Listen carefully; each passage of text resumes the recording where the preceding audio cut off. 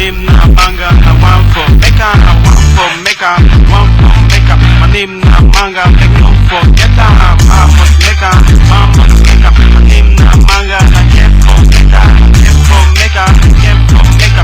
My name na manga, make no forget that. Sky's the limit, and I want to touch 'em. Girls going crazy. Willie Kumba, Sambani Nyabasen Akumbai.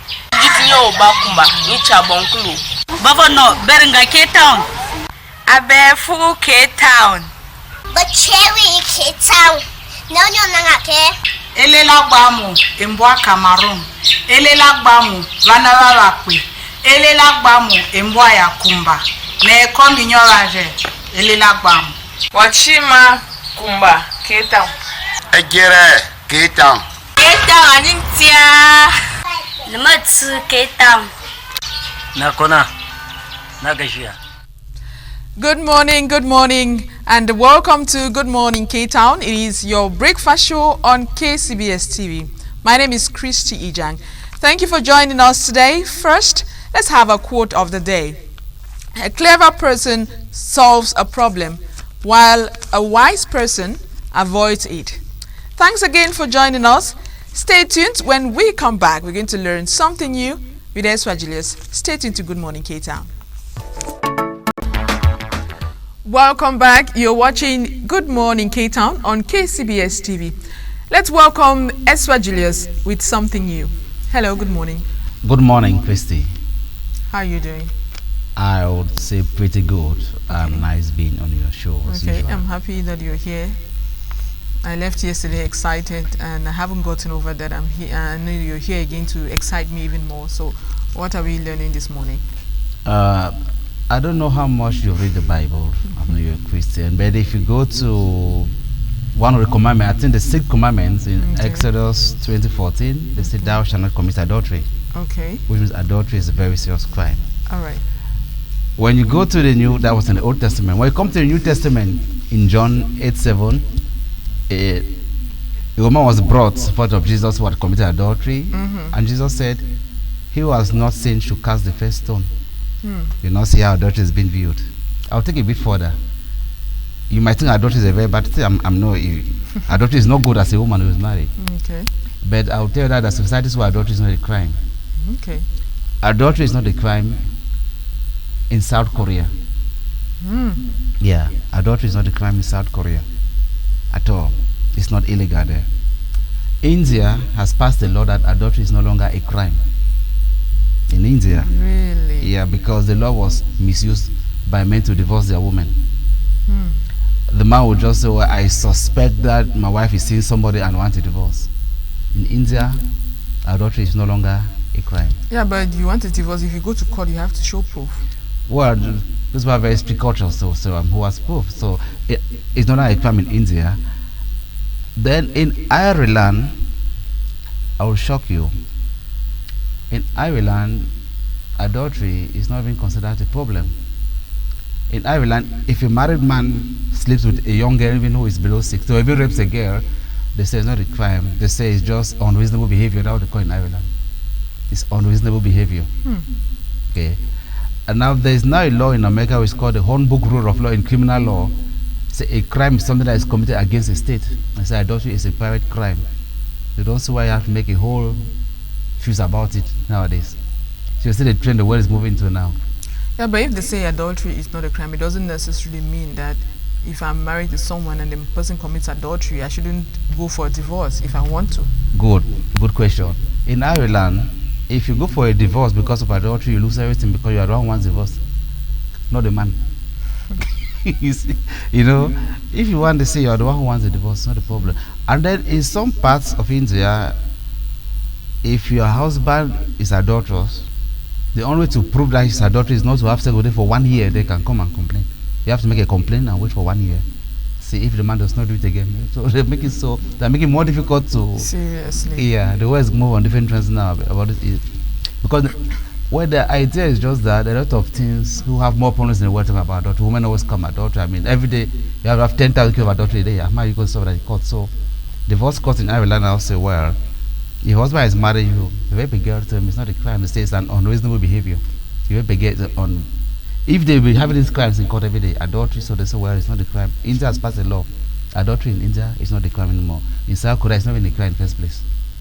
The truth is that if they keep doing that, it's going to give birth to other problems in the society, because imagine yourself, you are at home with somebody, you have proof that this person has committed adultery. If you have proof, good. Yeah, you have proof, and if you go to court, you are frustrated because everything is going to be taken away from you. So you become an unhappy person in your house, in your own home, in your life. And generally. then in India, adultery is accepted as adultery if you sleep with a woman without the consent of the woman's husband. I mean, why would a woman even give you consent? Her consent to sleep with the husband. So they make it so complex that I don't know.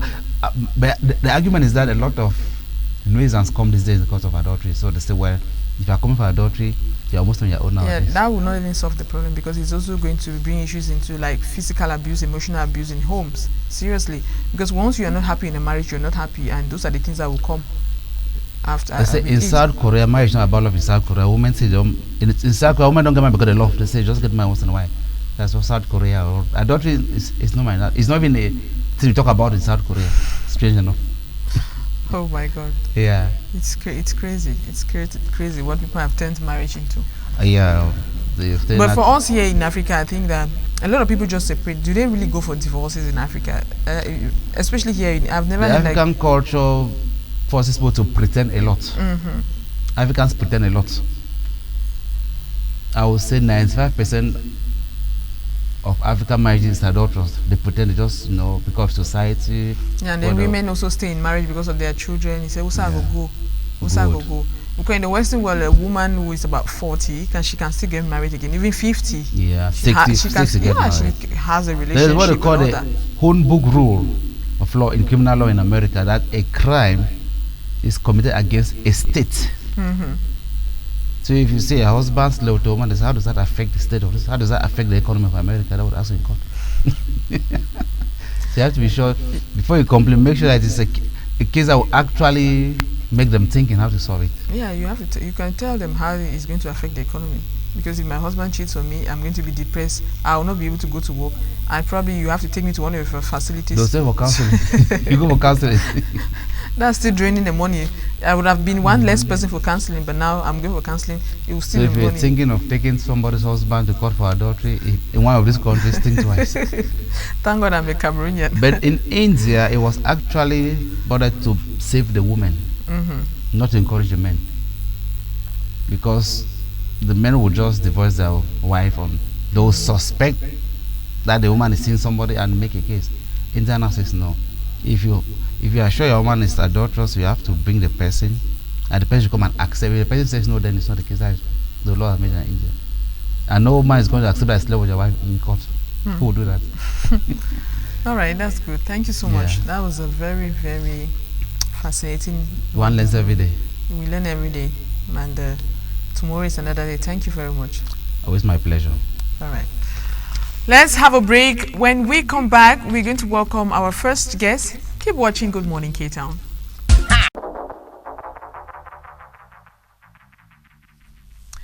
Welcome back to Good Morning K-Town. It is your breakfast show on KCBS TV. With me in the studio is Dr. Funte Alfred. He is Deputy Vice Chancellor for Academics at Afemi University of Technology in Kumba. Hello, Doctor. Good morning. Hello. Good morning. How are you doing? Doing great as of the moment. Thank you very much, and I want to thank the KCBS TV crew for welcoming me back again on your set. Yeah. We love education. You know, education is very important, and so the last time you came and talked about Afemi, and we're excited to have you back. So you're welcome. Thank you very much. All right. So this time is very crucial because we are witnessing the end of year examinations, and the GC will be beginning very soon, the written part, of course. And so some of these students, when they graduate, they will be definitely going to the university. So how do you convince students and their parents that Afemi is the best option for them? Thank you very much for that question. As I said last time, we're new into town. Okay. Coming new into town, we're coming with new ideas, new vision, and we have a different mission Okay. as compared to all the other universities. Okay. And using your platform here, this is another means that we have to get in there and tell them that we have come here because we want something new for our sub-region, for the sub-Saharan Africa, and again, for the Cameroons, we need something special. And that is what we are bringing to them. And to add to that question, I will say AFEMI has come to town to prepare our students to be professionals, inventors, producers, and more to that, as entrepreneurs when they leave, when they will graduate from AFEMI University in the future. All right, that's good. So when we hear about AFEMI University of Technology, we are tempted to think that it is all science inclined. So what opportunities do you have for art students? Yeah, that is very exciting. I've never thought about that before. But I will promise you that when we say technology, it is the center of education we use technology as the center of education in AFEMI. Okay. Which means we have legal studies. You can study law as an art student in English common law, business law, international law. Okay. And all of those, technology is involved. You can do music, you can do political science, you can do performing arts, anthropology. There are a lot of vast areas in which you, like an art student, you are going to come in. And not forgetting business, there's a business school that we have in AFEMI, which is taking good care of all of those facets.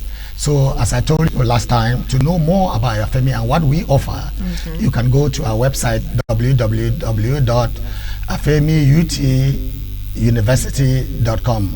Okay. Thank Okay. you. All right. So the last time you were here, you talked about a scholarship that you offer there at AFEMI. What percentage exactly do you subsidize, and what does the student have to pay? Yeah, in financing education in AFEMI, we have broken it down into two sections. Okay. The first section is the partial scholarship scheme that we have, which is 40%. Okay. We are calculating that 40% of 550,000 francs, which is the cap of our school fees at that's tuition at AFEMI, and that will bring you to about 330,000 francs in the first 2 years. Wow. Okay, then for the full scholarship scheme, what AFEMI is trying to do is we want to give a 4-year full tuition free to talented Cameroonians, outstanding students in every field. Okay, that's exciting. Take for example, if you can run 100 meters in less than 10 seconds, that is a talent in you, and you come to the AFEMI University in your field of studies, you can afford you a 4-year tuition free in your fields. If you are a talented musician, you have talent in constructing scientific, what we see is things, equipments, planes, aeroplanes. We have already done that in the past. We've given scholarships to aeronautic engineering and aeronautic students who are still in secondary school and have been inspired by constructing prototypes of planes. Trending on social media. That's correct. That's what AFEMI does, because we want to make sure that the youths in the Cameroons, they live out their dreams, and those dreams we have to maintain them so that they should not go astray, and it will bring in. It's going to be the economy of the future that we need in our talented kids. Okay, that's very, very important. Thank you for that. And we know that in tertiary education, research is very important. And so do you have a library that allows for your students to go for research, and also a lab where science students can go and explore, try different things? Yeah, that is very, very interesting. And I will promise you that in our 2 years, this is our second year here, Okay. from the experiences that we've had, from our lecturers, from UB can testify, from Yaoundé University, from Nigeria, they can testify that all the courses that they are teaching, AFEMI is providing them with all their textbooks. Okay. The students, this is why AFEMI is different and coming into the educational scene in Cameroon, in a very different perspective, is we have the best library in sub-Saharan Africa. Oh, really? What we encourage our lecturers and students is that we provide them with modern textbooks. This is 2021. Most of the books that are being published in 2021, you will have them in every field of studies in AFEMI, and all the textbooks in all the subjects, at least 2 textbooks are, that's what we want to assure the parents, the type of education that they are going to have, at least 2 textbooks for each subject that the students are offering. Wow, that's exactly what we need now, seriously. That's what we need. So do you have any universities that you're partnering with? Yeah, there are some, we are still new and young here, and those partnerships are developing. Right. Like there's one now, the Faculty of Arts of the University of Buea wants to partner with AFEMI University in that aspect, and there are a lot of things that we are still discussing, negotiating behind closed doors, and we have partners, not only universities, in other fields. They are in the US, in Europe. They are partnering with us to supply us with those laboratory equipment that you are talking about, with studios, with things in music. They are equipment that we cannot put it on air now until when we receive them. Some are already on the way as we're talking. When we have them, we'll be using them as a platform for an advertisement to show our parents what their children are coming to do, that we actually mean the words, we want to train professionals and entrepreneurs. All right, that's good. All right, so what job openings do you have? What job openings do you foresee for those who graduate from AFEMI? That is very correct. As we set up our vision, and we have a model, and that model is that's a university high setter in sub-Saharan Africa, meaning we are going to provide the best education. So we have to take as our model the standards of education academics in Harvard and MIT. Oh, wow. That is the model we're following, which means at the end of your studies, we want to make sure that we who are experienced in this domain of academics, we are preparing our kids' future, that industries, companies, and job givers, employers will come into our university to book for our talents and our graduates before they leave school. Oh, that's wonderful. All right, so do you, at the beginning of every academic year, do you have like counseling, career counseling, or educational counseling for students who are coming in and they might be confused as to what they should study? Yeah, it is very, very, it's a very critical aspect on our curriculum. All right. What the intentions going forward is the situation, the socio-political situation we find ourselves today, that we cannot move. But in the future, going forward, those we will want to go down, want to open a department in AFEMI that will go right down to the secondary schools, start educating the children what particular subjects they have to be interested in at that early stage.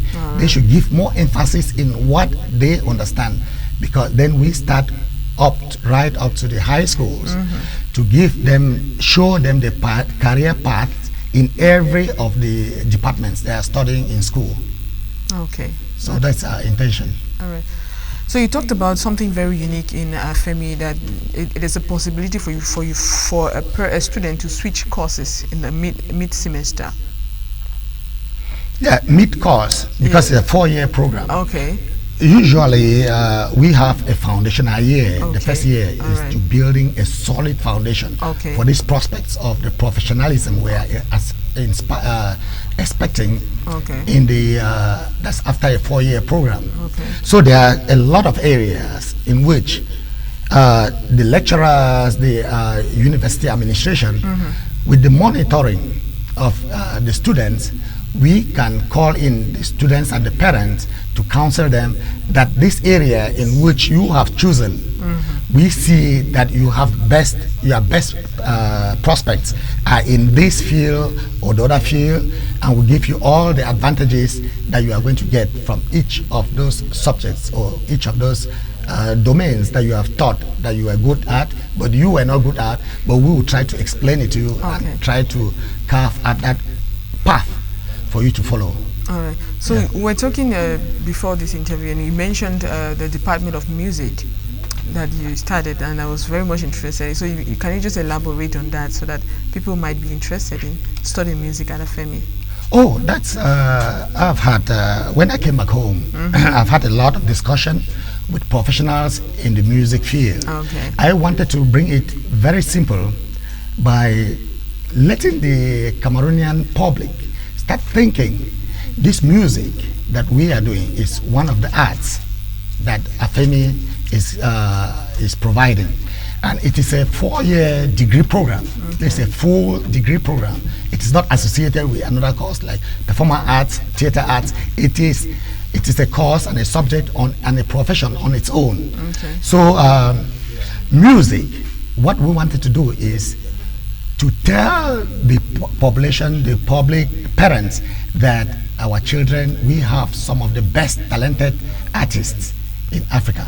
Okay. Those kids are talented. You can go to our churches, you can go to bands, music organizations. Here in this country, you see a lot of talents. But at the end of the day, they cannot perform like the Nigerian artists, the Ghanaian artists, the Kenyans, and the South African. There is a reason behind that, and it is education.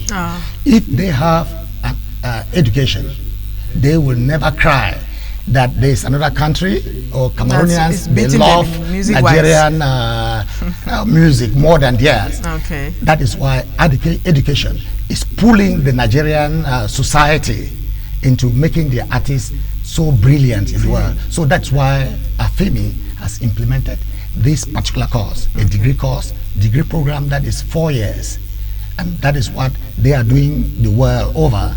We have brought it back here in our home to make sure that we give our talented youths another passage and pathway to glory. All right. Thank you so much, Doctor.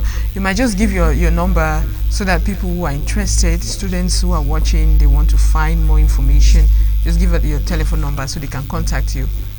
Okay. If you want to contact me, you go to 68057-1263. Okay, give it again. 68057-1263. All right. Thank you so much, and good luck to AFEMI University. And thank you for bringing all your ideas here to carry this country forward. Thank you very much. And AFEMI appreciates it very much for you people to give us this platform to talk to the Kumba population. All right. Thank you very much. All right. Now let's take a break. When we come back, we will be talking to F. Bliss of Sanctuary Films. Stay tuned to Good Morning K-Town. Crystal Light and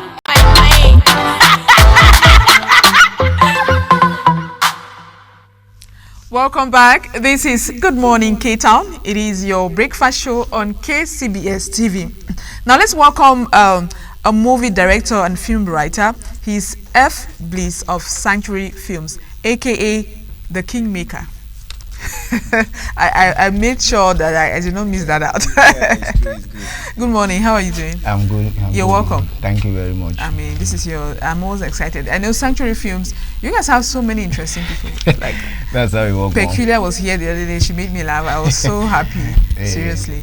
So how's everything going? No, you're managing. All right. So you recently, let's say yesterday, you finished, you wrapped up production of your film, Missing Ring. And so that's why you're here this morning. We have to get into it, all about production. Okay. All right. So tell us a little bit, give us a little bit of summary about what the Missing Ring is all about. Missing Ring is a movie produced by Miriam B. Okay. So it's this kind of a family movie that when I sat in the house, Okay. she called that director, this project is coming up. So I said, please, for the synopsis. Okay. She said, okay.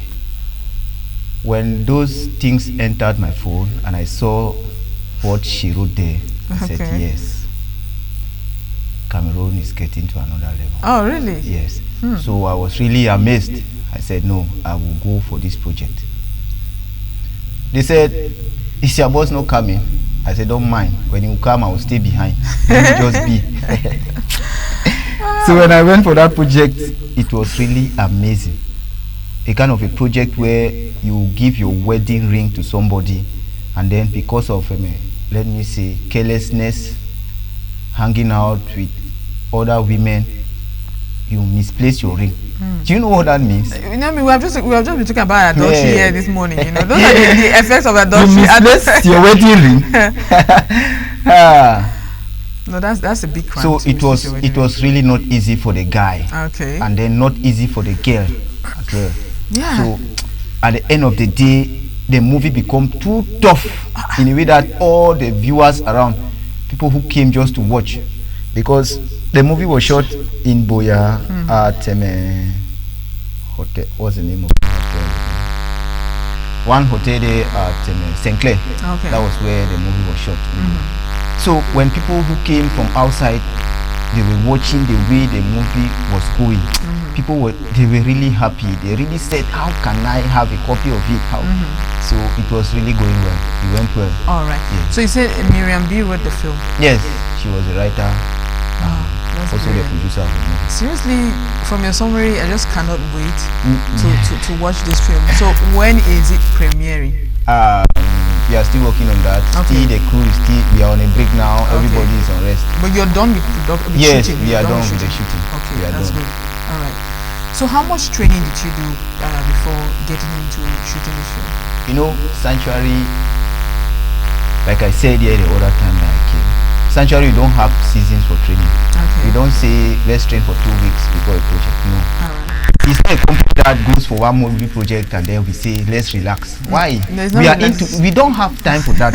We are into the game. We don't have a number of movies we produce a year. Okay. That's the question most people ask. Do you organize auditions and so on? Seriously, we don't do that in Sanctuary. Okay. Yes, if you are interested in movie acting, you look for where Sanctuary is located. You come and register. Okay. Right? You go for your trainings from one step to another. Okay. From one step to another. When you are ready for the market, we send you out immediately for a project. Oh, wow. That's how we work. We don't say today a movie is coming up. Let me call Mr. P. Let me call Mr. John. They should come for audition. We should come for training. No, we don't do it like that. We start from January right to this other January. Every Wednesday at 4, you know it's your training time. Okay. If you are out of town, out of country, you do your trainings on Wednesday online. Oh, and submit. Yes, you submit. Okay. What Wow. we are practicing here in Kumba is what everybody in the world will do. Okay. You send your videos online. That's why in our studios there is Wi-Fi. We have Wi-Fi where when you send your projects like that, after the training sessions, during the evening sessions, we go to the industry. All of us will sit there. Then we watch what you're doing. You mean business? Yes, we watch what you're doing. This actor will say, she's not working well. Sam, this is how we are to do it. Because in Sanctuary, that's how we judge. A single person don't say, you know how to act more than this one. No. When we give you a task to carry, all right, she's done. Please, what can you say about it? This one will say the expression was not good. This other will say the acting, yes, the pitch and the tone did not come out. So that's how we work in Sanctuary. Wow, that's good.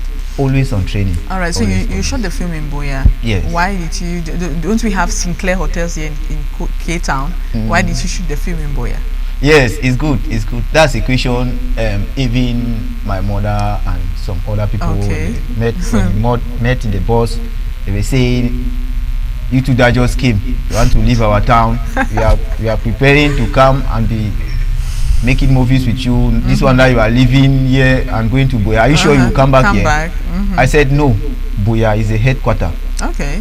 Boya Kumba, sorry, is the headquarter of Sanctuary. Okay. We are just like, let me say, it's our country.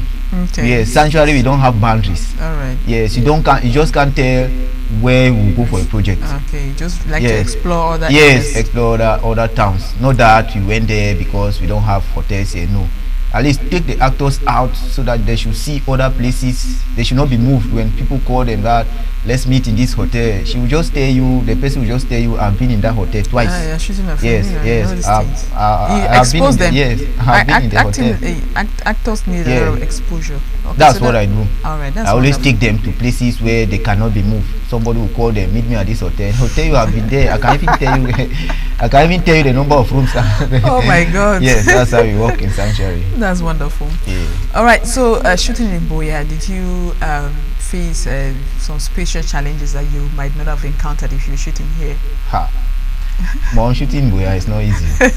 Everything is super expensive, right? Seriously, shooting in Buea is not easy, especially the hotel we use.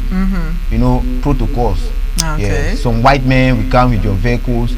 They will tell you, please don't film my car. Don't film my car. I don't want my car to feature in this. I don't want this. I don't want that. So you need to see the management. Tell them that you want to use the scenario.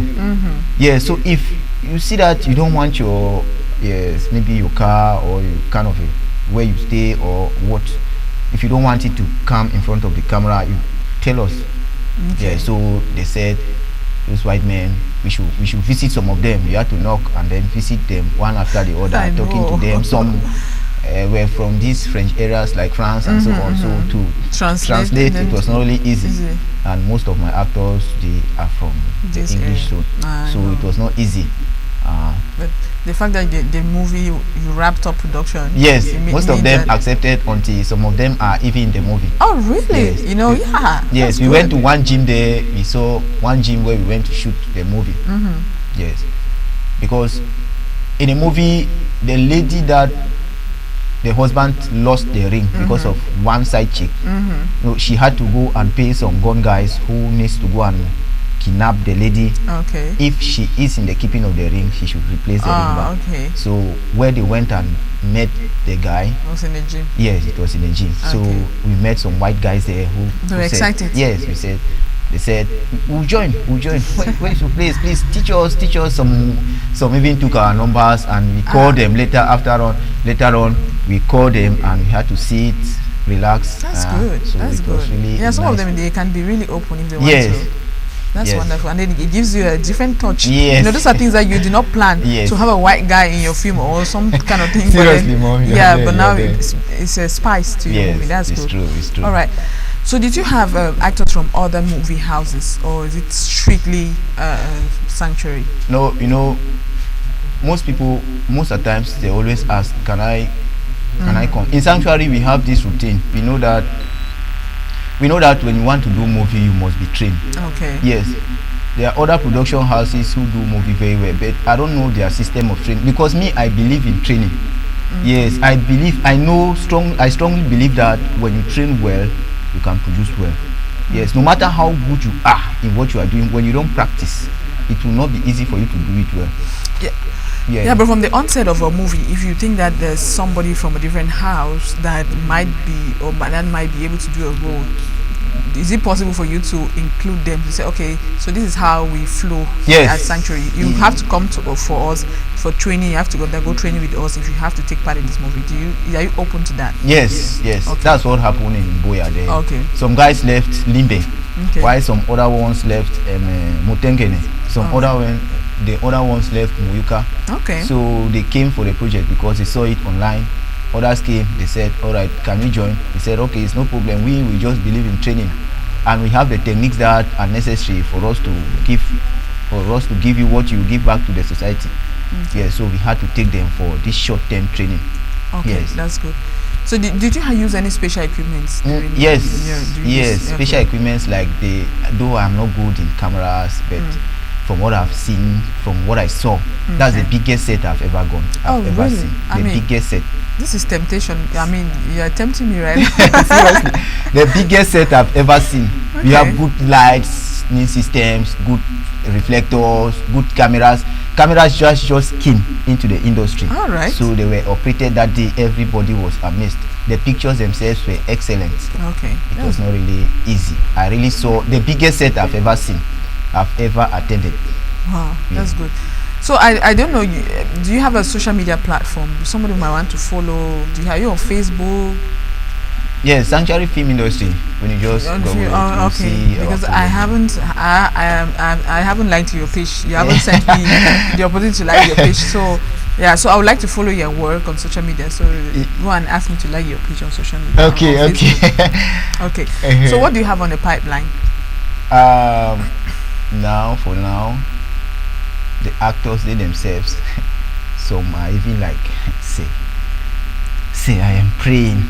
I'm praying because there's this big project coming up, the Devil's Mirror. Okay. That the entire family, the other ones will leave Buea, the other ones will leave Mutengene, they will just leave, they will come down to Kumba. Okay, we'll be shot here in Kumba. Yes, we'll be shot here in Kumba, where all the entire family will live in the dormitory. Where the actors, we don't have time. Like for example, we'll say let's roll these shots at night. Okay. We do it live. Yeah, that's so good. It's going to be a big project. It's titled The Devil's Mirror. All right. Yeah, since I did more on epic, this horror stuff. Okay. Yeah, so this one is going to be big, a big project coming up. So that's why most of them, they are on a break now. On a break, they are resting, preparing. Yes, preparing after for the project. Misplacing the ring. Yes. All right. So they are preparing so hard for the upcoming project. All right. So thank you so much. I've learned so much about Until I want to follow you on Facebook. Yes. All right. So it has been an exciting time, and I wish you all the best. Hopefully, we'll see each other at the premiere of this film. Okay. And hopefully, the way you're talking about the Devil's Mirror, yes. I mean, I might want to be on set just to see how things are going and talk to a few people. You know, just to talk to a few people, interview a few people, since we have the opportunity here in Kumba, right? Okay. All right. Thank you so much, and I wish you all the best. Thank you so very much, Mom. All right. I really appreciate. All right. Thanking you so much. You're welcome. Thank you. All right, let's take a break. When we come back, we are going to have early captions with Esther Julius. Stay tuned to Good Morning K-Town.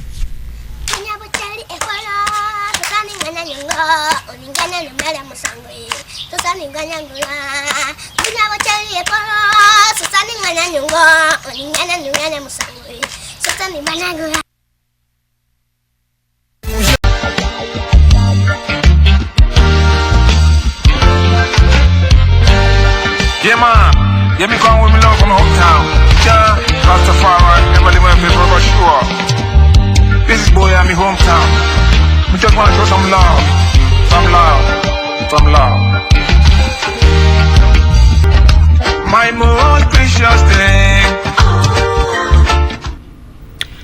Good morning. You are watching KCBS TV, the Kumba City Broadcasting Service.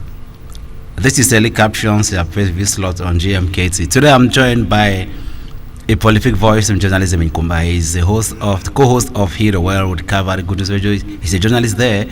He's also a regular visitor to KCBS TV. Chris Ngome Samuel, you are welcome to KCBS this morning. Good morning, Sir Julius. I'm privileged to be here always. Always nice having your savvy understanding. Today we're going to go through 3 newspapers: the Post, the Guardian Post, and Emergence. Okay. And the Post newspaper, the Northwest, the first ever appointed independent conciliator for the Northwest, Mr. Simon Tamfu, says nobody is going to dictate on me. Those statements have been coming over and over, recurrent concerning political appointment or state appointment. There are some of those people who did say the same statement, who uttered the same declarations and utterances, who said nobody will interfere, nobody will influence me. But in the course of discharging their duties, we came to realize that a lot of influence were noticed, a lot of external influences, either from the presidency or from the prime ministry. So I'm afraid if that appointment came from the state, except out of the state, except from the United States, from foreign bodies. But if that appointment came from the state, especially from the presidency, then you don't have that such a very bold and very sense of audacity and temerity to stand and say nobody will dictate on me. And I don't know if he even knows his job description as yet, because maybe some people, they don't even know what they're doing, because the people of the regional council say they don't even know their job. They say they have an office and a computer, and that's all they know about the job. Plenty of cumbersome nature of the papers of the job descriptions. A lot of complex. If you want to go into the nitty-gritty of the structure of those job descriptions, even you may take even a month to try to digest, try to assimilate how those things are being spread out, because they are not easy. You have the clash of duties, clash of responsibilities. Which one is doing what? Maybe I'm doing. Most of times the functions or those details spelled they do clash. Okay. A regional delegate is clashing with this one, especially the Ministry of Environment and Protection of Nature also clash with the Ministry of scientific research. There's this clash always with the ministry. Some of them even ask, if you go, you say director in charge of this, you go to the other ministry, director in charge of this, and you want to see they have similar, if not the same, but seemingly similar responsibilities that they carry out. That if you want to ask, is that no wastage of resources? Is that no wastage of our money? Is that no wastage? Why can't you combine and make the thing very sunset and solid, so that we will have a better Cameroon than you, because of political interest and political reasons, you have to divide, you have to shred these things into different compartments that do share similar nature. So it doesn't make sense. It's the wastage of resources, because I want to please Julius from Mbeta. He's coming from Betambo, because they have 100% CPDM vote from Beta. So if I don't please Julius Eswa from Beta, then maybe I may lose the vote next time. So it's get to waste our resources. Let's sit down and think it over and try to say, let's put this country first. Let's put the country at heart first than political interests or tribal interests or tribal inclinations, and that's it. Coming to what Fai said, Tamfui, that is from Donga Mantum, especially precisely, I beg your pardon, from Kambe Central. His own guys like Fai, they call him the guy Ngala and the rest. Ngala is a whole puppet to the government, and he talks anyhow, parrot and trumpet anyhow about the government. You also have Gentrus, Callistus Gentrus in the Secretary of State, and the Ministry of Industry. So I'm trying to say he's just bluffing stuff of not doing. He's bluffing. He's trying to prove a point. Let's just wait, because he's not. I bet you, Mr. Julius, he will not be. He's never started working. He will not be different from the others. I bet you, since the appointment came from the state and especially from the presidency, so I think he will not be indifferent for sure. He will still. He will dance according to the tone. As you said, he has not even mastered his what is all about. What the job description is all about, and he's already been. I used to say it. People are bold in their ignorance. Is one of those folks who is bold in his ignorance in declaring his speeches. Let's wait and see. Let's watch and see. Also, in the post, you understand that the police station is supposed to be one of the most secure places in this country. Over the weekend, the separatists in Munia burned the police station in Munia and destroyed 5 vehicles, and the roof and ceiling was destroyed. So you ask how audacious can these people to go and attack a police station, and Munia is not far from Boya, Mr. Chris? I'll pick out 5 elements. 1, negligence. 2, nonchalance. 3, complacency. Complacency, I beg your pardon. The next one, lackluster attitude. And the 5 point, or the 5th point, you have the wayward attitude of the security officials. One time I was traveling and I saw this guy drinking beer at the station where they are working. They are drinking the checkpoint around a corner. I said, but and they were just drinking and discussing, relaxing and the rest. And I said in my head, if this separatists pump in here, would they not finish these guys? They were so relaxing and drinking and saying in that their Bebelen Zamba, all those their Bebelen Kili, all those their whatever country talk unquote and dialect and the rest. And I said, how could this in a way? I've never seen this in a way that people they are on duty on checkpoint and they are drinking. And the Monya police says that and they are drinking. They're going to destroy. And they are very so concerned. Mafi, don't want tomorrow. Don't want. Yeah, yes. They're busy chatting ladies on checkpoint and collecting 500 from drivers. So how would these guys not have strategized well and really studied them well and see that these guys are just very lackluster people and they have discovered their loopholes and they can enter and do whatever they want to do. And the police says that they're going to destroy the computer that is used to create ID cards. That is mafia number one there. How does you know what happens? We go and do your ID card most of the times.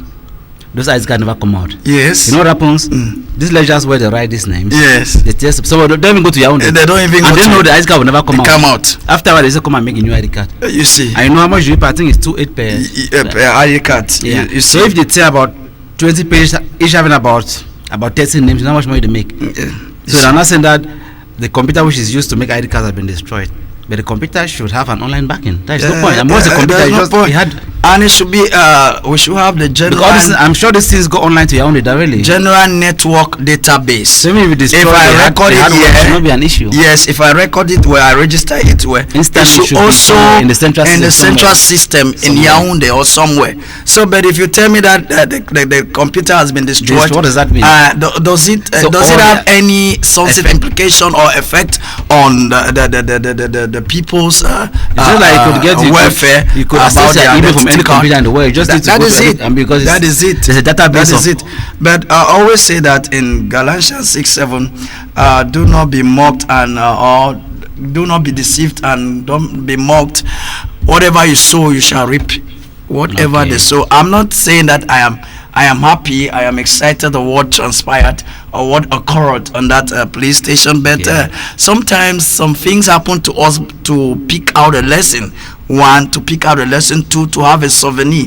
And three, to also have a testimony to tell others what transpired. But this is not the first time that station has been attacked by the separatists. So why aren't they prepared? Last week they came and took over Monya for about 30 minutes with guns and go back to the bushes. Why can't the army storm that place and pick that? There's just not. They're just around that place. You may well want to accept with me that the insect that eats the leaf sometimes lives in the leaf. You because this is it's a recurrent issue in that particular station. So there must be in American film we say feed column, right?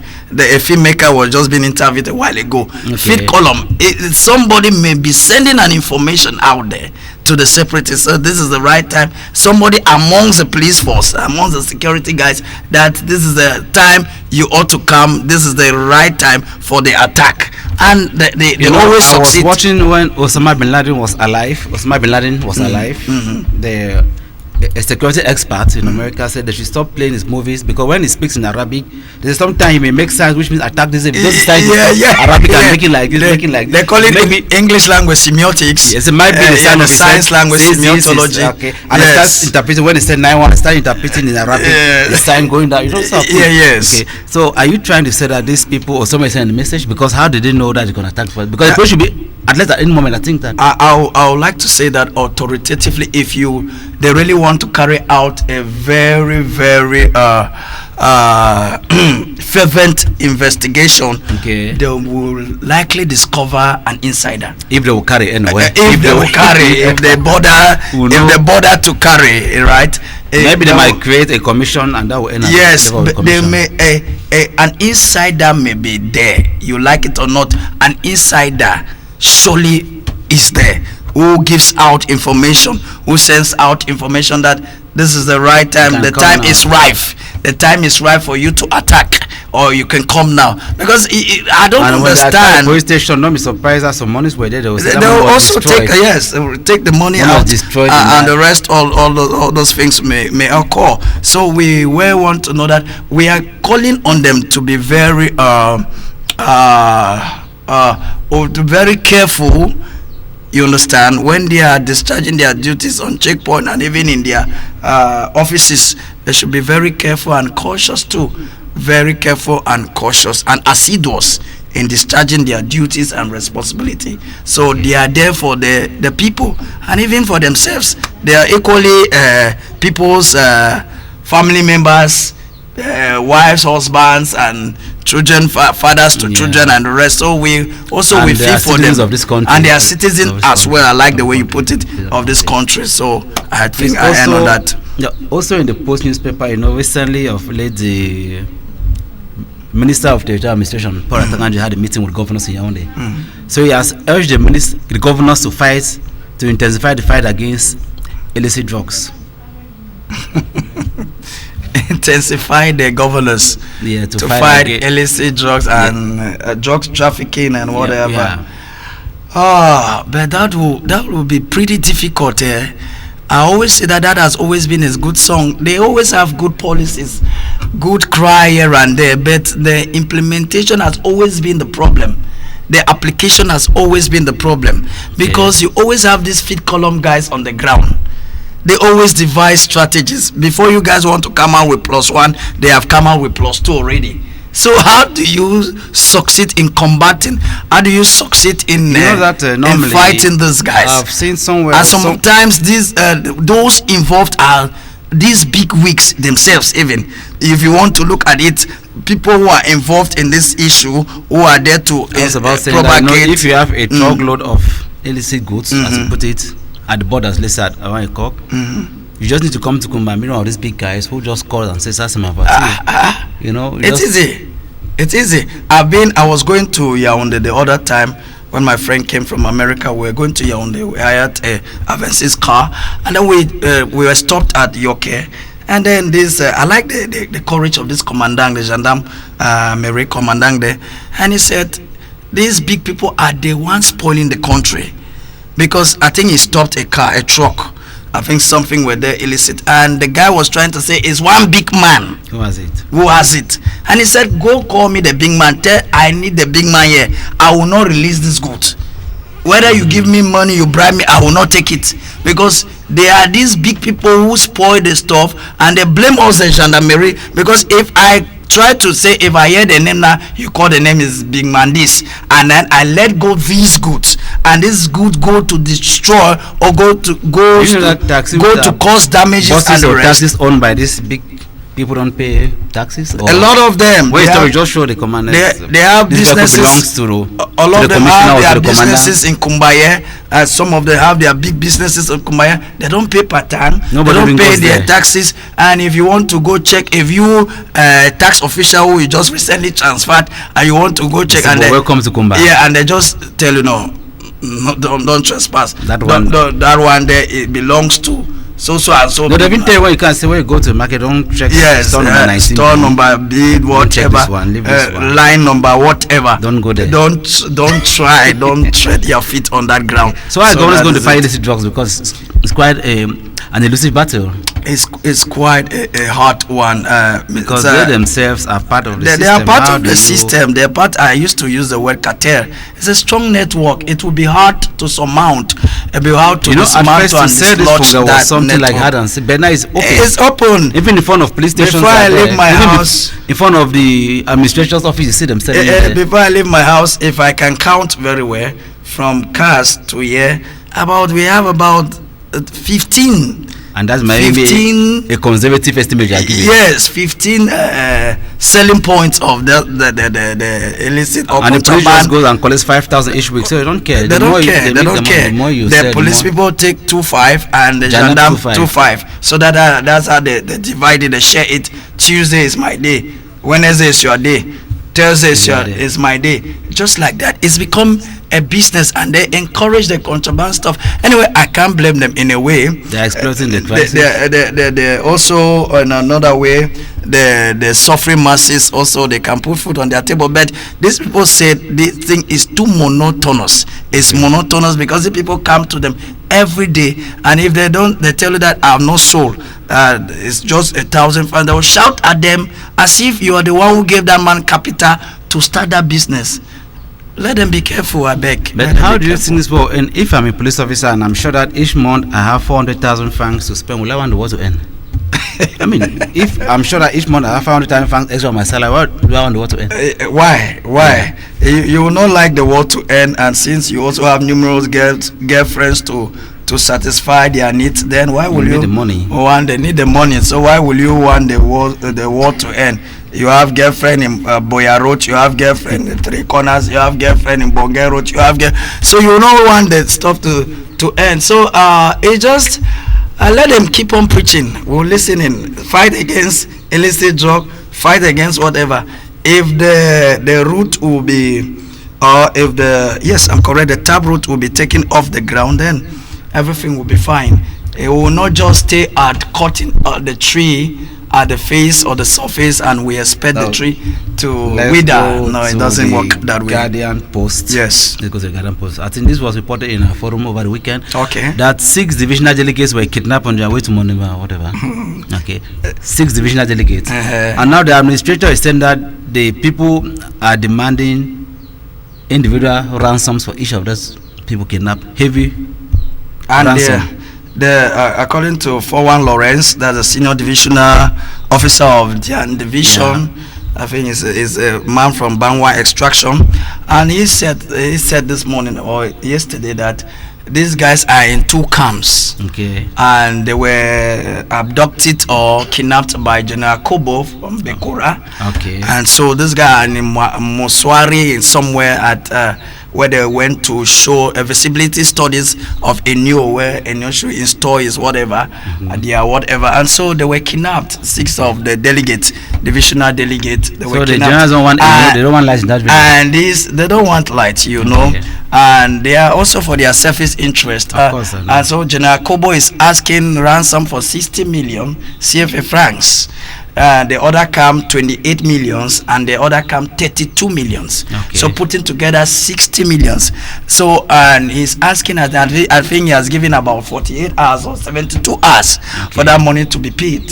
And if the money is not going to be paid, then let them count it. I don't know, but I don't want to say what will be the fate of those divisional delegates. And the families of these people abducted are blaming the government that the government doesn't care about security for those people who are working in crisis areas. They don't care. It's only when the officers are coming, they come with bulletproof cars and armor cars, and the whole place is cordoned off by military people. Have you ever heard that a senior divisional officer has been abducted? Where do you even pass Tell by me. him?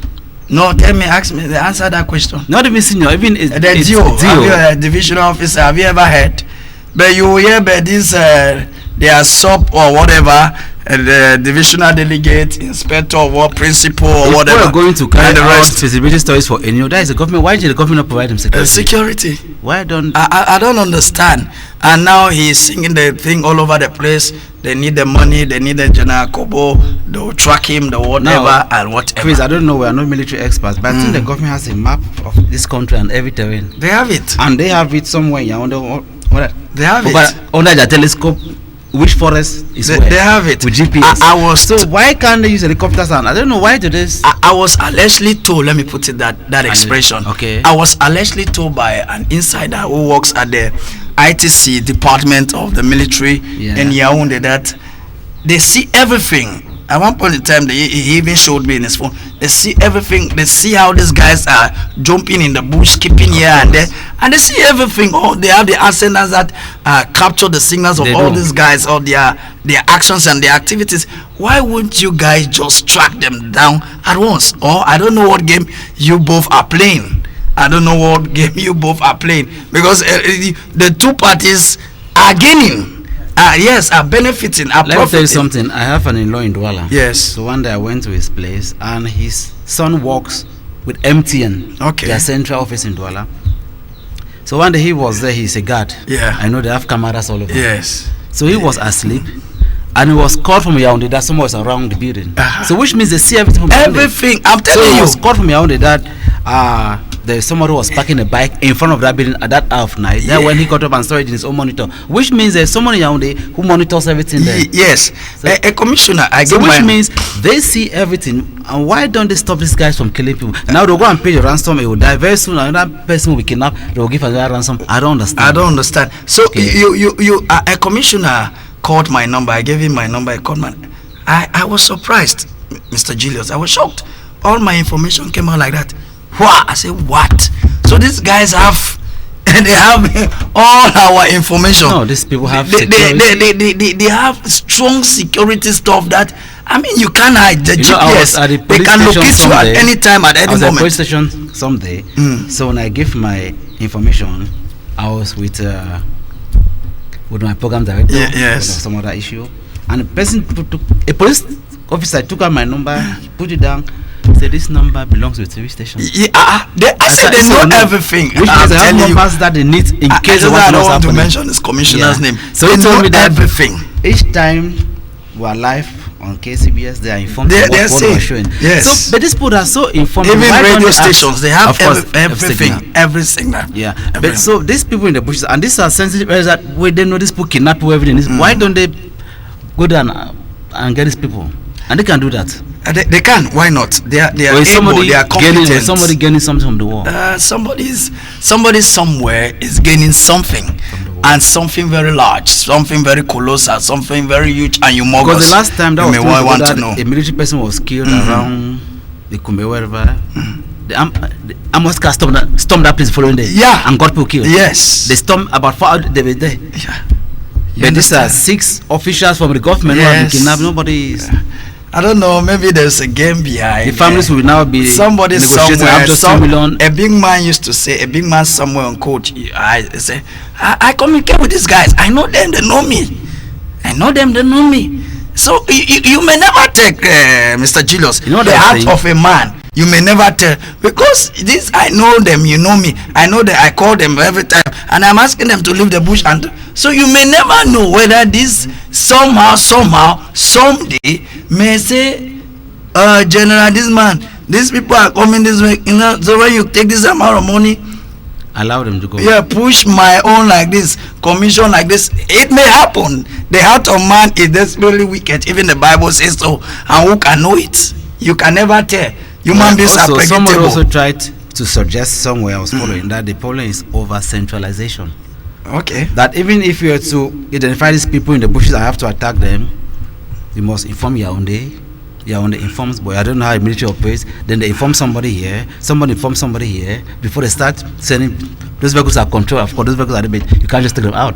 It's a big complex military as like the way they operate. There's even it happens even with information. Okay. In journalism, in communication. At one time, I called Fongundaya Tebo. I think she's the chief production assistant of the CLTV. Now she's been promoted. I called her one time. An event happened somewhere. I called her. I said, "Ma, an event has happened. I think you guys may be needed here. It's needful." Okay. She told me, "I'm sorry, Chris. I'm sorry, my boy. It's just that we have to consult the SDO of Meme. We So have if to we have to call, come. yes, the DO to confirm and whatever." I mean, a lot of process. I said, what? Just to come and cover this event, this which is an emergency, you have to pass through these stages, through these phases, through this kind of presence, and before you can gather the information. I said, this is serious. This is really serious.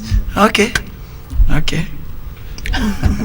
I think somebody somewhere should be able to, I don't know, stop this war because people are dying every day. They are dying every day. They are dying every day. Even they are dying every day. They're losing lives. Whether both the security separatists and civilians, everybody they are dying. They are human beings and citizens of this country, and we all are feeling the pinch and the pains that these guys are going. People with bright future and the rest. I was following someday over Equinox. One Muslim cleric was interviewed, asked his impression about the war, and he just said as far as Allah is concerned, when shed innocent blood is evil. They don't know whether it's about. And once you shed blood is wrong, it's a sin. You are not supposed to kill people. They don't justify against what. It was a very diplomatic answer I gave him. This official don't. Yeah, it's a way in Islam you don't shed innocent blood. Islam they believe in be it army, military, you shed innocent blood. The love for humanity or human race comes in so front. Yes, that it comes first. Love for human race. They don't segregate whether you are from Christian, whatever you are, whoever. But they propagate the love for human race, and when you share blood, it affects everybody. Okay. It cuts across all asunder. It goes across all asunder. It affects everybody, and so that's why they too are calling every religious leader of this country, whether the Muslim cleric, the imams, the sheikhs, and whatever the pastors. I don't know the Hindus, the Buddhists, and whatever. In their own corners, they also praying that and also crying that the war should definitely come to an end, and anything that has a beginning has an end. One day of the fallouts of this war had been the Ngabo massacre that you know about. Now the lawyers of the family say that it's difficult for them to take these families to court for these cases. I don't know, that live and Ngabo, every time you have to take them, it's quite complex. So should the government be able to arrange means for these people to, because the lawyers of the families, victims' family says that each time they are called to court, they don't have the means to take them to court. It's difficult for them. It's true that they are poor people. They are people that don't even have the enough to eat, talk more or less to be frolicking or transporting themselves from Gambo to Bamenda, whatever. So the government should fine-tune a means to help these people if they really want to see into it, to bring a total solace, and peace in the hearts of these people, total justice that will kind of lessen the pain, that will lessen the pain of the people in their hearts. Then they should try to fine-tune a means, try to food the bees. The state should food the bees of these people, their transportation, they are staying or in Bamenda. Logistics, every logistics should be paid by the government. You understand how bureaucratic the government is? No, they have the money, Mr. Julius. They have the money to pay or to foot the bills to carry on with this the logistics of these victims. So it's possible. The money in the suitcase to come there. Is that what you mean? I don't. You have the divisional officer. You have the senior divisional officer. You have the governor. If they want to follow that rank. I'll tell you what the French government has announced just a few days ago. That's from 2025. There will be no more cash in France. No more cash, paper, everything.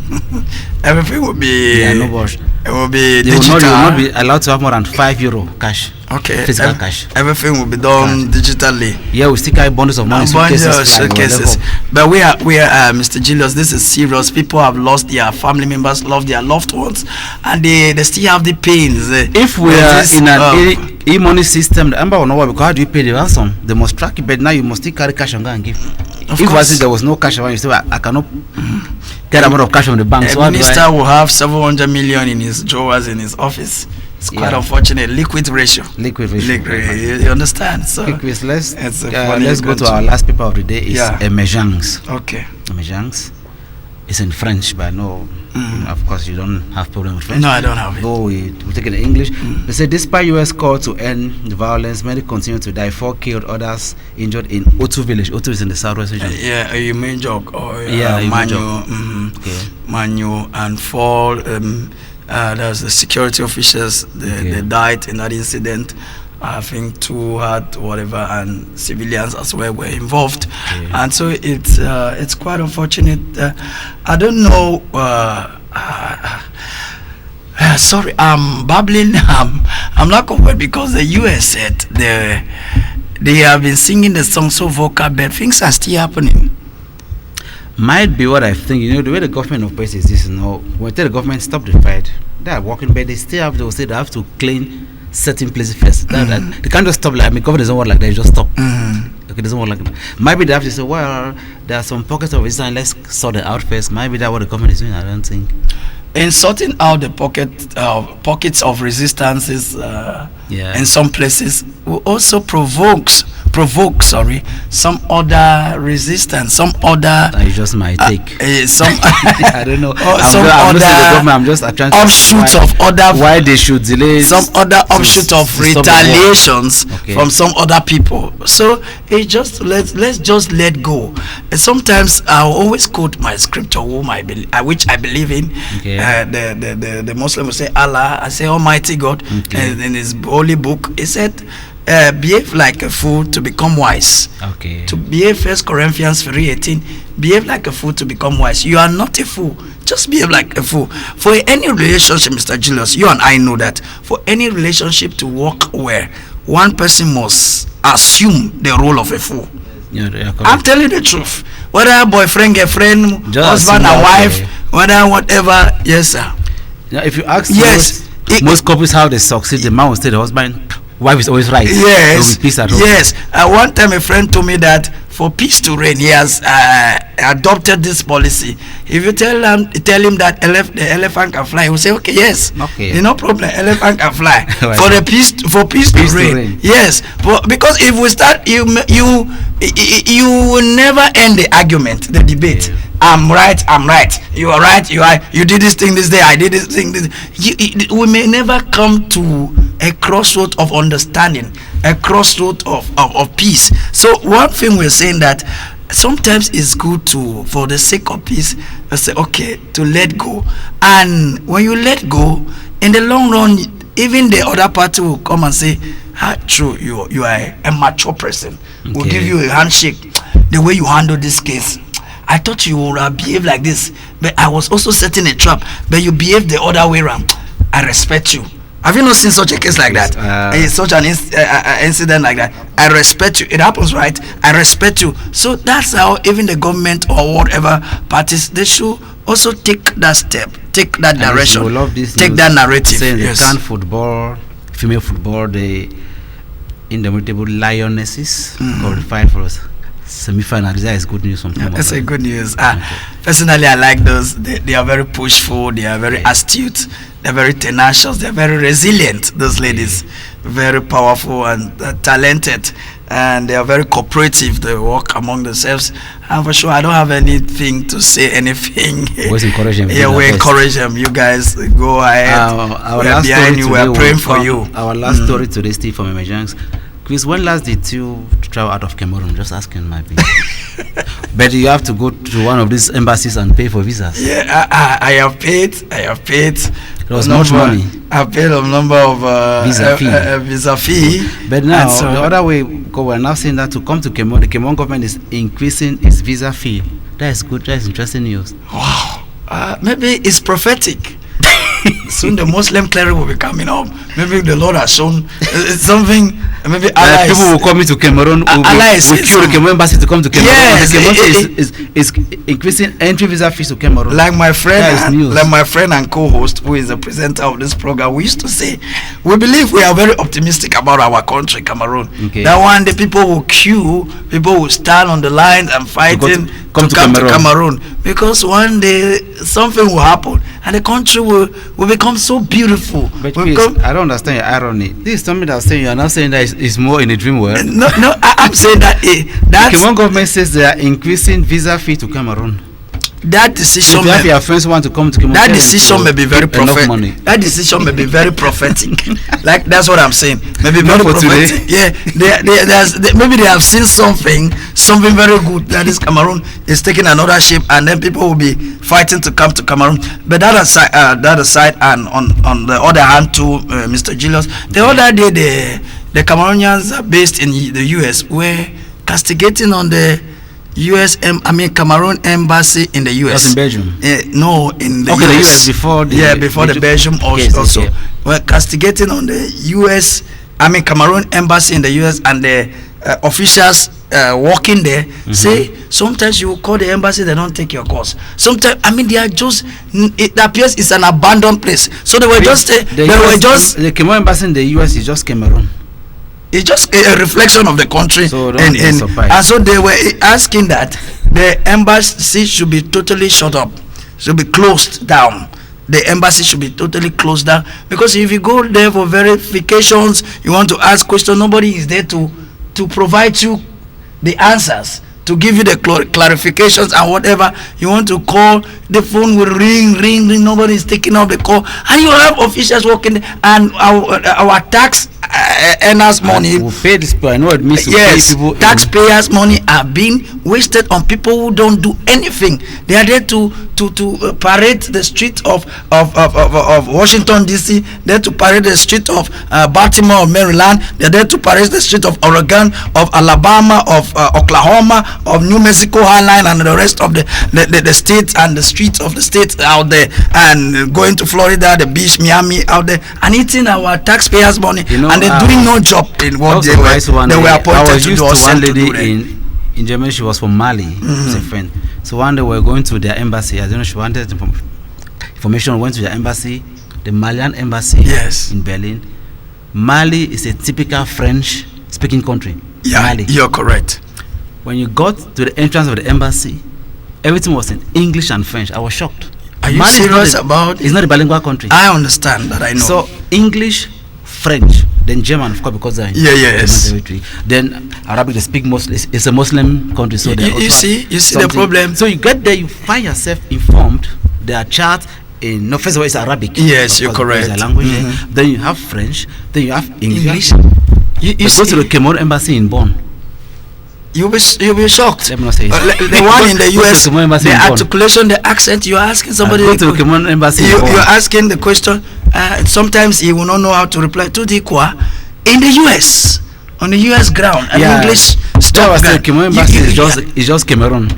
Transported that way. So the presidency we are calling and the prime ministry, you guys should do something about, because it's your citizens out there who are the ones suffering. They are suffering. I'm telling you, they want to inquire something. They want to all over the world tap from ambassadors information are transferred every 4 years at the highest. That's what they do. Yes, but our own Cameroon embassy. When I was in Germany, Mr. Jean Melaga was the ambassador. Esumba has been there for more than how many years in the US? He's the, so the embassy is like his home. Yes, Esumba. He's a man from Chang, so the embassy was like a Chang village.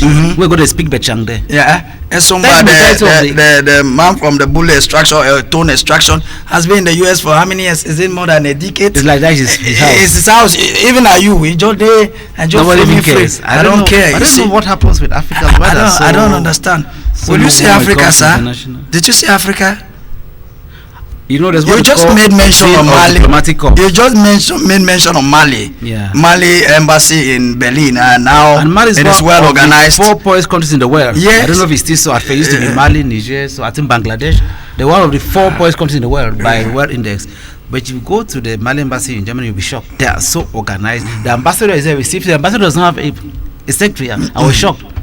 Maybe it's Muslim culture. Yeah. He himself come and receive you. You see, down to earth, so simple. Sense of humility. Yeah. But our own, they are always carrying the shoulders and the nose high and whatever. Whereas they are sometimes. And I visit you want a Guinean friend who had somebody from Guinea who was the minister of education from Guinea, and they were eating on the mat in the tray. You know, Muslims attending. They always say vaccine no to minister. That's him. I was like, oh God, it's a minister who comes up. The Cameroon minister comes to Berlin, he goes to Adlon Hotel. Not the of hotel. You don't even see him. Let's hope some somewhere. Okay. I think when I become I'll appoint to the Minister of Communication. What nonsense. We are going to have a Muslim prayer after this. I hope that he calls Allah to pray for this country. To pray for us to bring down peace. Chris of Calvary Good News Radio course of It was nice having you on KCBS. Thank you so much. Thank you so much. It has been a really animated early captions this morning. You say people love you a lot. A lot of people talk about you. I don't know. I'm getting envious already of you. Maybe I'll stop bringing you here. Are you sure that is not flattery, sir? No, but I like when people like our show. It's good. I like when you inspire people. It's great. Even my neighbors do watch it and really appreciate your and most your of effort. Your audience, most of your listeners of here, the world. Somebody told me the first time he saw your face was on KCB because he's been listening to you, but he never knew that was a person. We give God the praise. It's all about God Almighty and Allah as well. And so we also thank you too for providing us the platform to showcase and to grow, to depict our our ability and our potential. Our Muslim colleague and is our always skill. blessing KCBS, always calling for for Muslims sure. to bless. I think Thank you. You are a great mind. I think Kuma is going to go far. You We're have going a good to- spirit, we have to. and that's why the television is taking a exponential, geometric, and a skyrocketing dimension and a speed, if I may put it that way. So, keep it up. That coming Thank- from me, I feel more than honored. Oh, come, thank you. Keep it up. Fervent viewers of KCBS TV, it was nice having you standing by for this program. Keep watching KCBS. Good Morning Cape Town continues. Bye bye.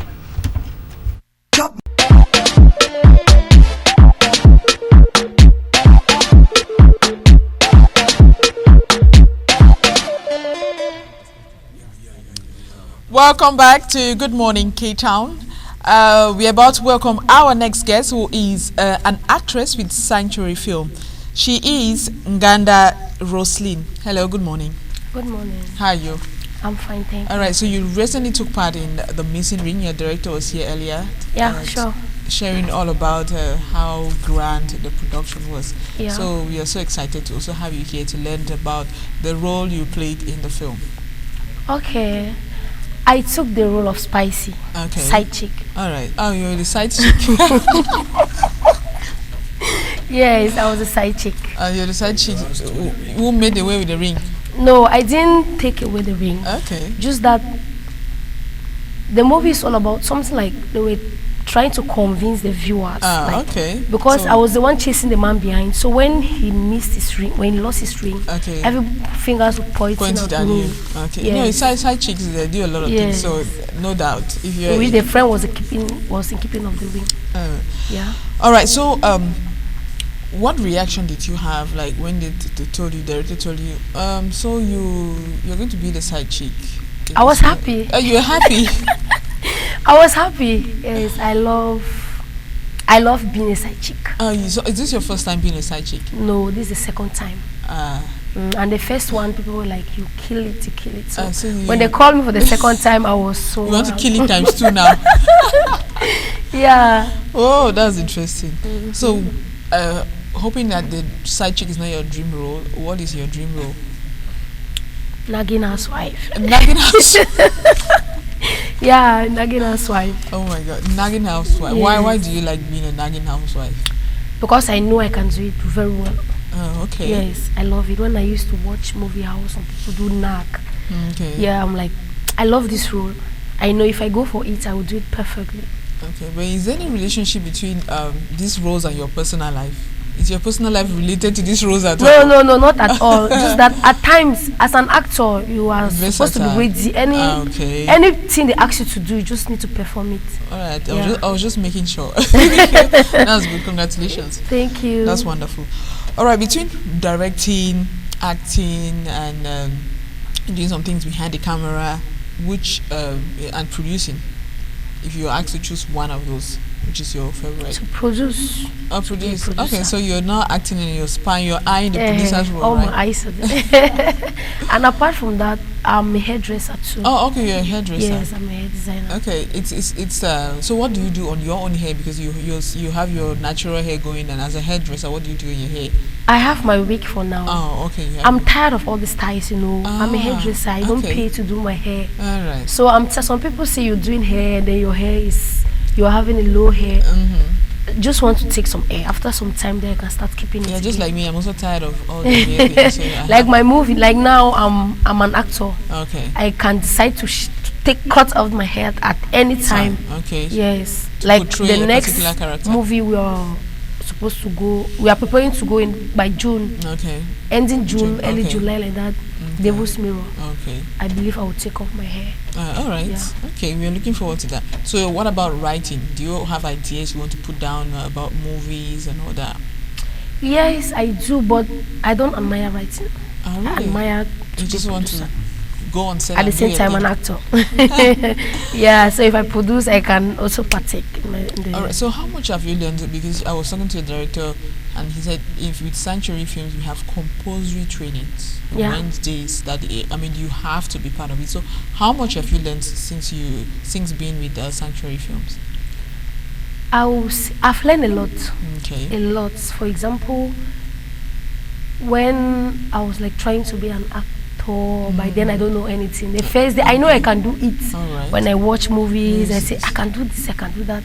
So but when I went into that game, it wasn't easy. They will say, do like this. To me, I know I've done it. The director say, that's not how they do it. Yeah, for example, you need to mark your resolution. You need to stand on one place for the DOP. Okay. Not to be stressing the DOP. Yeah, something like that. How to control your pitch and tone. Because if you're acting, you don't talk like in real life. There are some things you need to do. Emphasize some. Yes, and when you are given a particular role, you don't just go into it. You need to spice it. Like my name is Spicy in that movie. Wow, you're very good at spicing. And you know this project was a very big one. Okay. Yeah, people were just coming from outside. I love it. I want to join. And like seriously, I just can't wait for this movie to come out. Okay, that's good. I heard you also had some white guys on set. Yeah. When we went to gym, we're having something to shoot there. The owner is like, he's the owner of that gym. So he came and was like, that's how everybody was watching. Wow, that's good. Can I have your contact so we can keep in touch? Something like that. Okay. This is your first time working in Boya, or you've? No. Okay. Sanctuary we don't have a particular place. Okay. You have your headquarters here. Yes. You work they all move across the country. Okay, that's good. We are always on the move. All right. So besides the training that you do when you, as a group with Sanctuary, at home, what do you do to prepare yourself for roles? I take extra training myself. You look with in the my mirror and speak to the mirror and all that. I go to my mirror. I will just give myself any role and I try to see what I can do with my mirror. Extra training. Do you do it when people are around, or you close yourself in the room? At times when people are around, it's good to do it alone and when people are around. Okay. So you can be courageous even when you know, some people they cannot act when they see crowd. Yeah. At times I do it in my compound when my colleagues are there to be more courageous. Yeah, but you have to that's something you have to get used to, because what if you find yourself acting on the street and people are gathering? So that's what I'm saying. You're just going to shell in and all that, so you need to... Never. Yeah. So it's important. So you said you're also taking part in the upcoming film. Yeah. So do you have your role already? How are you preparing yourself? Are you playing the nagging housewife in this one, or side chick again? No, I think this one will be a good housewife. A good housewife? Yes. So is that something you like, or you just want a nagging housewife? No, I like, as an actor, I love anywhere I find myself, I will do it. Okay. But I want to see myself nagging. Okay. Yes. Alright, so you're going to be a very humble housewife in this next movie. Yeah. All right, that's good. All right, so thank you so much. We've learned so much about your work, and I wish you all the best. You still have a long career ahead of you, and you're in a good place, Sanctuary Films, honing your skills day by day, movie by movie. So thank you so much for sharing your experience here with us. Okay, thank you so very much. All right. All right, that's it. Let's have a break. When we come back, we're going to welcome Elizabeth Belwa with Soul Talk. So stay tuned to Good Morning K-Town.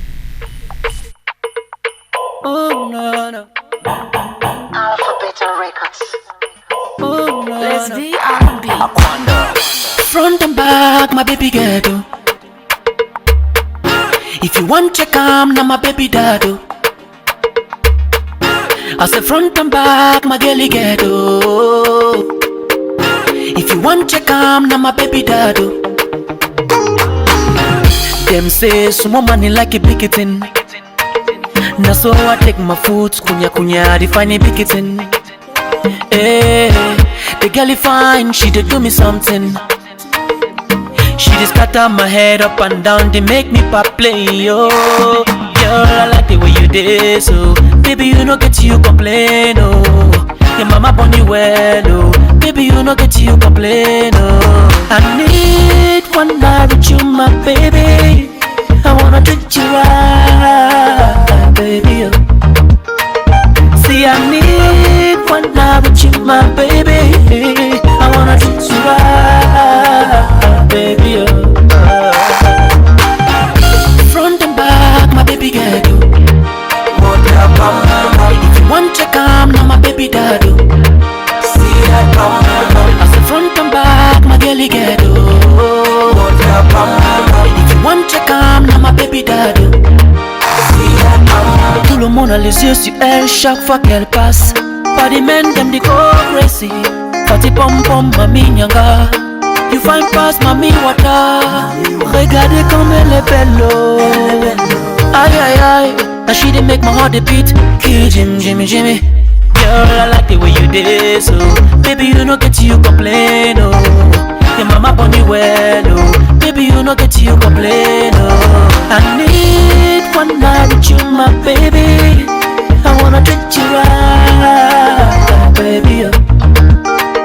See, I need one night with you, my baby.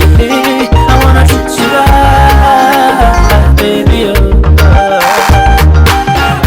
Front and back, my baby girl. If you want to come, now my baby daddy. I said front and back, my girlie girl. If you want to come, now my baby daddy. Regardez comme elle est jolie. Everybody see something. Regardez comme elle est jolie, oh. Everybody see something. Regardez comme elle est jolie, oh. Everybody see something. Regardez comme elle est jolie, oh. I need one night with you, my baby. I wanna treat you right, baby, oh. See, I need one night with you, my baby.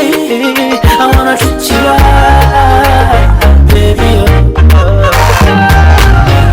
Front and back, my baby girl. If you want to come, now my baby dad. I said front and back, my girlie girl. If you want to come, now my baby dad. My baby get she get my baby get say that mama. She get my baby get see that mama. Welcome back. This is Good Morning K-Town. It is your breakfast show on KCBS TV. Elizabeth Belwa is here. Hi, Eli. Good morning. Good morning, Christy. How are you doing? I'm okay. How are you doing? Fine. You look blissful this morning. Oh, really? Okay. I'm blushing now. Let me adjust. You look like a bank manager. I must say. Oh my God. Really, but thank you. I really like your outfit. You know, I was going through something very interesting yesterday. And thank God lights are back. No. I read something on social media. It's by Nelson Mandela. He said, the best way to hide something from an African is to put it inside a book. Cameroonian, no? Yeah, I'll narrow it down to Cameroonian. It was for Africa. He said the best way to hide something from an African is to put it inside a book, but it applies to Cameroon because in Cameroon we don't read. And that's true, you know, people don't take time to read. Africans in general, we don't read at all. Because I believe that where your legs can take you, your mind can take you there. Through reading, when you study so much. Then I remember the fun that I think it was the Reverend Father that told us. He said a man came to his office one time and the man said he wants to be rich. So the Reverend Father put 100,000 francs inside the Bible and gave that man. That man was so angry. That Reverend Father, I'm telling you I want to be rich and you're giving me the Bible. The man said, this is what I have for you. He says he wants to start up a business. This is what I have for you. Take it. And I was like, what? Day in, day out. So I have to be reading this Bible day in, day out. How is that going to help me? And when the man got angry and says that he wants to leave, the Reverend Father said, no, sit down, open that Bible. The man opened it, flipped the pages, and at one point he saw 100,000 francs. He should be ashamed of himself. And the Reverend Father said that I wanted you to take this Bible and read it. Because in as much as you have this money, but you need to read to apply your knowledge. So I was so inspired yesterday about reading, and there's a book you always say that all Cameroonian youths need to read. I think you said it's Think and Grow Rich Think by and Napoleon Grow Rich. Hill. Yes, I think I mean, I'm it gonna- gives you 13 steps to acquire wealth and riches. Yeah. You So I know, was really inspired on reading. there are certain skills that you need to have. Reading so if much. you have to succeed in business, and if you look at all those who are succeeding in every field, they have those skills. It is important. So in as much as some people inherit in Cameroon here, a lot of some people inherit riches. By the end of the day, it will not be sustainable if you have to sustain an empire. There are certain skills that you need to have. Of course. Yeah, definitely. So it's very important. Just imagine Bill Gates. If you take away Bill Gates' knowledge of computers, is he going to be rich? You know, Bill Gates has Yeah. 100 billion US dollars. Yeah, so he's That's not his going net to, wealth. Yeah, he's not going to be rich. If you take away that's what they call specialized knowledge. Mhm. So in that's just one of them. If you have to be rich, if you want to be rich, you must have specialized knowledge in a field. You should be able to dive into a particular subject that you know the ins and the outs. That's how you beat competition in society. So everyone is referring to you. Everybody is referring to you. So that's that's it. one of That's the principles. Well, that was nice. Now today we're going to talk about something very So that was not what we're sensitive. talking about today. No, that's not what we're talking about. I just told you what I read. Oh my God. You know, today I want us to talk on the caption, be careful about who you trust. Okay. Not everybody who smiles at you is your friend. All right. That's You good. know, the society today, we have fake people everywhere. And Yeah, there are more fake people than you know that people who trust most get hurt. That's why because sometimes people take time to trust. People, like yesterday we were talking it's- about it's taking very your similar. time It's very to similar to what we talked about yesterday. get into relationship. So we should take our time in trusting people, because trust is not spoken, trust is not bought, trust is earned, and it is earned in the character you portray. You can't have a character that is not trustworthy and you expect people to trust you. Even if you talk about it, but if you don't practice being a trustworthy person, nobody will trust you, no matter how much you say out there, because people look in at your actions. People look at what you do, not even what you say. So we should learn how to trust people by their actions. That is why I always tell people that you have to stop telling people everything about you. Tell them what they need to know. You know, there are some people that, especially in relationships, when something happens, tell the person what that person needs to know. There are some people who go out of the boundary. You say what that person is not supposed to know. Remember that whatever you tell somebody, the person can either defend you in public or put a shame on you. So whatever you're telling somebody about yourself, be careful what you tell people about yourself. Yeah, not only that, about even the things that you are engaged in. You know, there's a saying that share your plans with the world, but do it first, right? Yeah. What does that mean? Share your plans with the world, but do it first. So don't just come and say, put in your page, I want to do this. Yeah, you know, just do it and then you tell them that I have done this, rather than saying that I want to do this. You have not even done it. Say I want to do this. Just share your plans with the world, but do it first. That is why they say walk in silence, let success make the noise.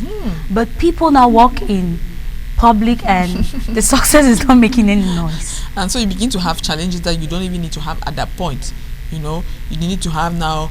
You start telling lies to meet up. If people start meeting you on the road and say, but how about this project that you said you're going to do? You start telling unnecessary lies and all that. So it's really, really important. Yeah, it's really important for us to know our limits in what we are doing, and don't trust anybody too much than you trust yourself.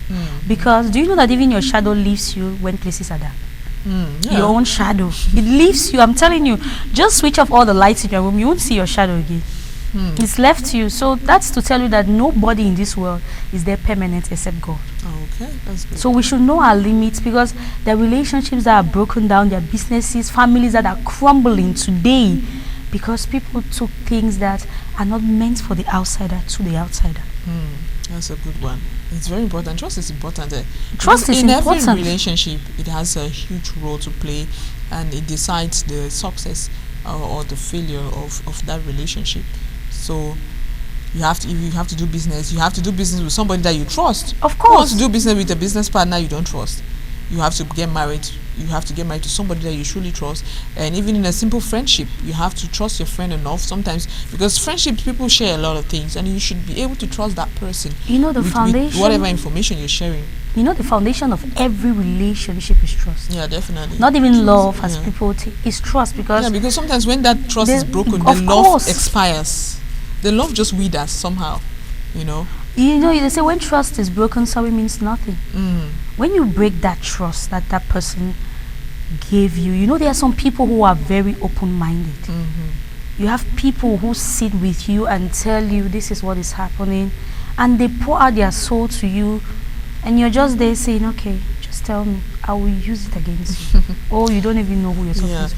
And at the end of the day, you see that what you have done to that person, even if that person knows more, the person can't tell you, because you're not trustworthy. We should all be trustful people.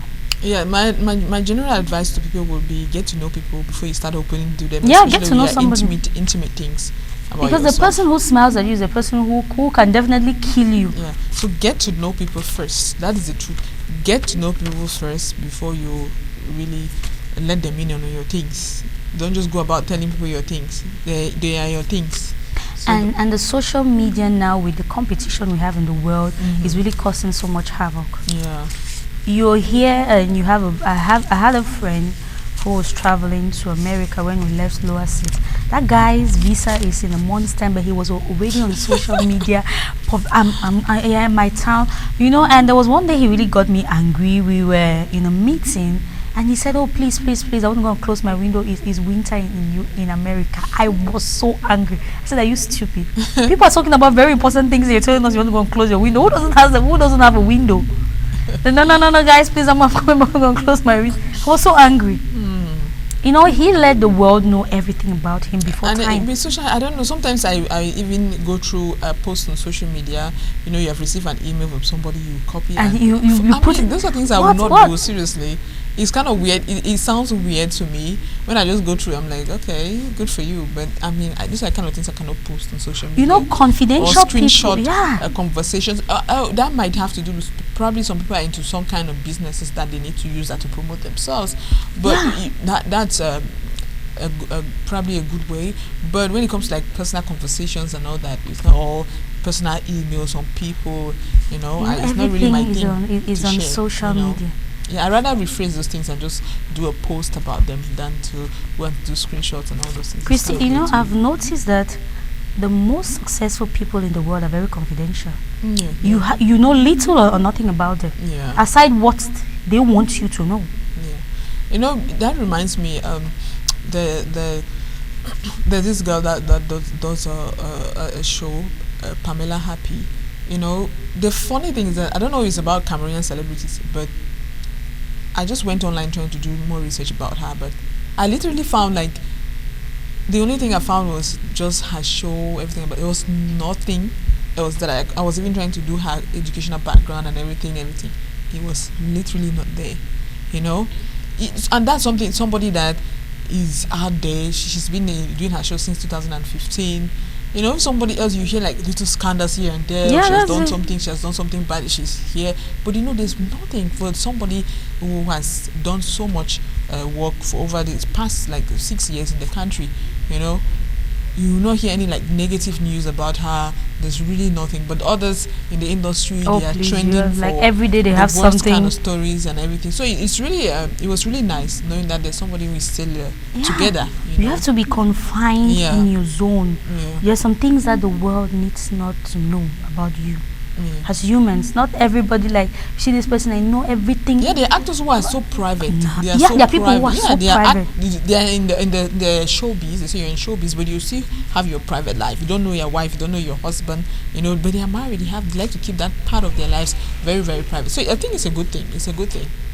Yeah. So Eli,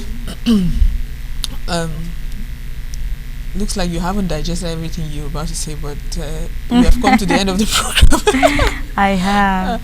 You have digested, that's good. I have. All right, so as usual, I know this is your best time. This is my glorious moment. Really? Of course. Okay, that's good. Congratulations. Thank you. We're going to give you an award for always closing the show. Of course. By the end of the year, I'll get wrap-up award. A wrap-up award, that's good.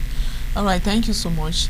We had a nice time today. Had a very interesting we had interesting guests today. All right. And that's a wrap for today's edition of the program. Many thanks to all our guests for making this program so interesting this morning. We want to thank our technician, Nembo Rodrigue, aka The Don. Many thanks to our cameraman. Many thanks to the producer of the program, Eso Julius Fossong. We want to also thank our sound consultant, Atem Andrew. I want to thank all those who keep watching us on following our YouTube page. Thank you for watching, and make sure you subscribe so you do not miss any edition of the program.